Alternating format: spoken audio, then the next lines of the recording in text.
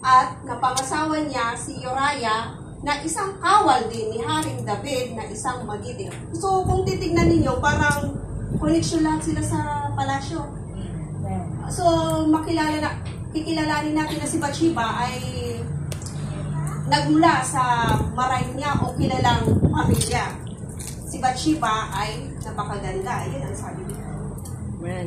Pero, and now, mas kilalanin pa natin si Bathsheba upang makita natin kung paano niya naranasan yung favor ni God sa kanyang buhay at maunawa natin kung masama ba siyang babae o hindi.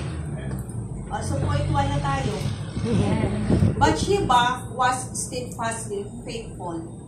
Na mababasa natin sa 2 Samuel chapter 11, verse 2 and 4. Ang sabi doon, isang hapon, matapos magpahinga, bumangon si David at naglakad-lakad sa bubungan ng palasyo. Habang siya'y naroon, may nakita siyang isang babae na naliligo. Napakaganda ng babae. Verse 2, kaya't nagpadala siya ng utusan. Verse 2 ba yun? Kaya't nagpadala siya ng isang utusan upang alamin kung sino siya. Napag-alaman siya ay si Bathsheba, anak ni Eliam at asawa ni Uriah na isang Hitiyo. Balik na tayo sa verse 2. Di ba, pag narinig nating palasyo, ano yung nasa isip natin? Ito ay isang kaharian na tinatayo sa isang pinakamataas na bahagi ng syudad na siya lamang yung may access na matanawan o makita yung kanyang sinasakupan. So, dito, maaring gumamit si Haring David ng telescope na naka-zoom para makita yung buong kagandahan ni Bathsheba habang naliligo. So, yung verse 3 natin, boss? Verse 3. Ito na ba? Kaya, ito, diba, nabasa natin na nalaman niya na anak siya ni Eliam, asawa siya ni Uriah, pero binaliwalay niya, pinagpatuloy niya pa rin yung kanyang balak. So, punta na tayo sa verse 4. Ipinasundo niya si David at namadala siya sa palasyo, siya'y sinipingan ni David. Katatapos lamang ng babae sa kanyang ritual na paglilinis ayon sa kautusan. Pagkatapos ay umuwi na siya sa kanyang bahay. Anong ba't na? May mga ganun. Gaya ng nasabi natin kanina, si Bathsheba ay hindi naliligo sa rooftop. Si David ang nasa rooftop. Diba? At kung mas maunawaan natin kung bakit siya naliligo ng time na yon, ay katatapos lamang niya ng kanyang regla na mababasa natin sa Leviticus chapter 15 to 1993. Ito yung mababasa natin sa ito yung sa paglilinis. Kasi yung mga babae noon, pag may regla, itinuturing na marumi. Kumbaga nung pandemic, di ba, ina-isolate, tama ba yun? Sinisiparit tayo kinukulong. Kasi tinuturing silang marumi that time. So, maunawaan natin dito kung bakit siya ay naliligo that time. Sinusunod niya lang yung utos o patakaran ng ating Panginoon.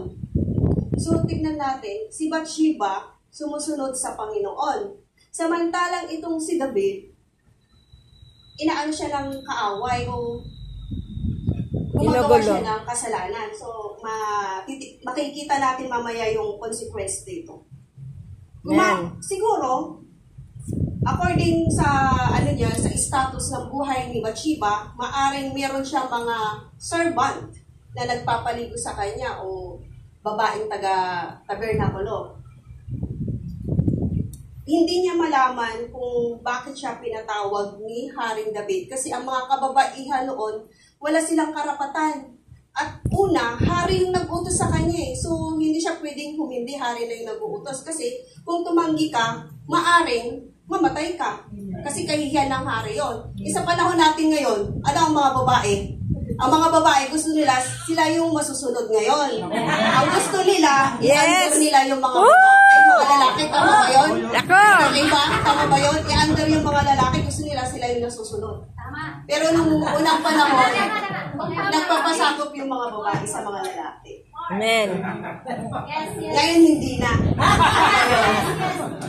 At kung babasahin natin sa 2 Samuel chapter 11 verse 5, ay nabuntis si Bathsheba. Ang bilis naman yung pangyayari. No? Paano kaya yun? Mababasa natin sa 2 Samuel chapter 11 verse 1, dapat ng mga panahon na yon ay nakikipagdigma dapat si Haring David. So, ibig sabihin, supposed to be, tama ba? Supposed to be. Dapat si Haring David, ito kasi yung araw ng, kung tayo, meron tayong araw ng kagitingan, ito, araw naman ng pakikidigma. Pero nagpaiwan si Haring David eh. So, ibig sabihin, nagpaiwan, naging kampante si Haring David nung time na yon kasi hindi siya sumama dun sa gera. Kasi alam naman natin na nahigitan niya si Haring Saul, di ba? So, mababasa natin doon dapat i-besiege the city of Raba na ibig sabihin ay palilibutan nila yung city ng Raba, walang makakalabas doon hanggang sa maubusan sila ng supply ng pagkain at magkakaroon ng tagutom sa nila sa sakupin iyon. At kung babasahin natin yung 2 Samuel chapter 12 verse 26, na ipanganak na si Solomon ay hindi pa natapos yung digmaan. At maunawaan natin na yung digmaan ay tumagal ng mahigit 2 taon. Ang tagal naman. Dahil 2 beses nang nanganak si Bathsheba ay hindi pa tapos ang gera. Kaya maunawaan natin na yung pagitan ng 2 Samuel chapter 4 and 2 Samuel chapter 5 ay may 1 buwan dahil hindi na siguro dinatnan si Bathsheba. Kaya nasabi niyang siya ay buntis. Dito, nung nalaman ni Haring David na buntis si Bathsheba, dito na siya nag-isip kung paano niya ma-cover up yung kasalanan niya. Hindi dahil sa takot siya sa sarili niya, takot siya sa maaring mangyari kay Bathsheba. Siguro nagkaroon siya ng concern or natatakot siya sa maaring mangyari kay Bathsheba pag nalaman ni Uriah saka sa ibang tao. So, ang ginawa ni Haring David para mapagtakpan yung kasalanan niya, pinakuwi niya ngayon si Uriah. Nilasing para umuwi, para masipingan ang kanyang asawa, pero ang nangyari, hindi sumunod si Uriah. Kasi ang mga sundalong Hudyo kasi si Uriah, kasi ang mga sundalong Hudyo, hindi sila pwedeng umuwi hanggat hindi pa natatapos yung gera. Thank you. So, na-filled yung ni David, yung plano niya.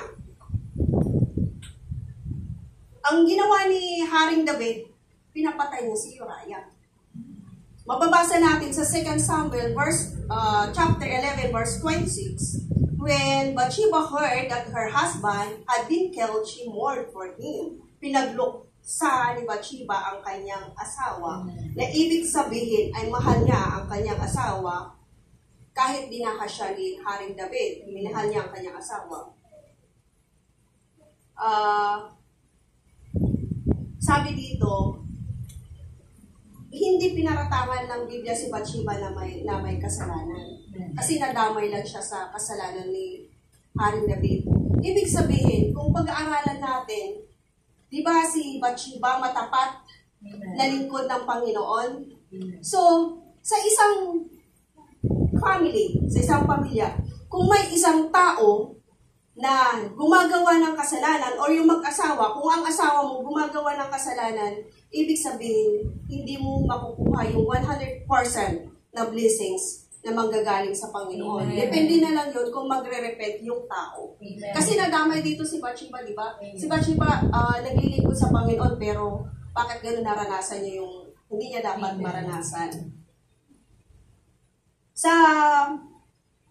So, unawain natin dito na si Bathsheba, kasalukuyan ay sinusunod yung patakaran ng Panginoon. Di ba? Yun na yun. Paano napagtagumpayan ni Bathsheba? Di ba si Bathsheba, dinahas siya, pinagsamantalahan yung pagkababae niya. Nabasa natin na pinapatay yung asawa niya, namatayan ng asawa. At mababasa natin dun sa 2 Samuel verse 19 na namatayan yung kanyang anak. Paano niya kaya napaglabanan ito? Sa tingin niyo?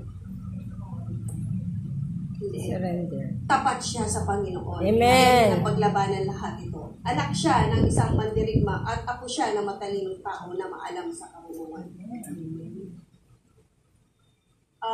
Masasabi natin na si Bathsheba